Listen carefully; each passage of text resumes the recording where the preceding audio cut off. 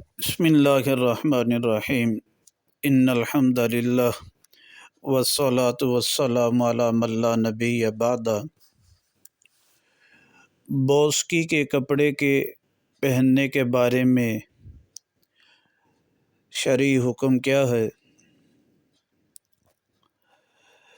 حدیث مبارکہ میں ابو داود شریف کی روایت مبارکہ ہے،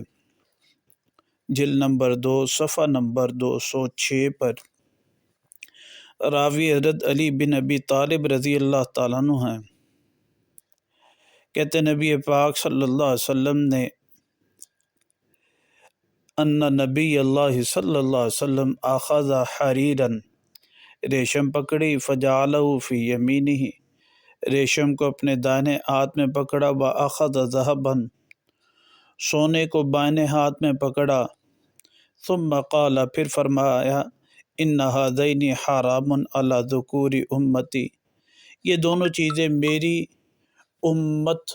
کے مردوں پر حرام ہے، یہ نبی پاک صلی اللہ علیہ وسلم نے فرمایا۔ اب بوسکی کے کپڑے کے بارے میں کہ وہ ریشم سے تیار ہوتا یا نہیں ہوتا،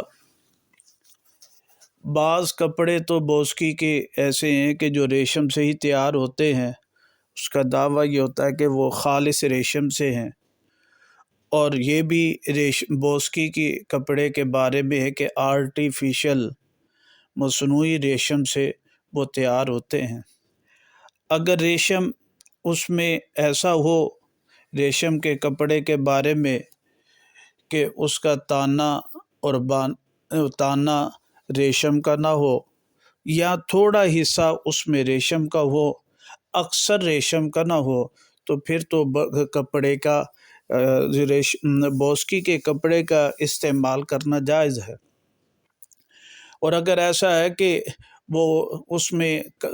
کپڑے کے اندر جو دھاگا استعمال کیا گیا بطور ریشم کے وہ زیادہ ہو، دوسرا دھاگا کم ہو، تو پھر وہ ریشم کے حکم میں آتا ہے، ایسے بوسکی کے کپڑے کا پہننا ناجائز اور حرام ہے۔ بسم اللہ الرحمن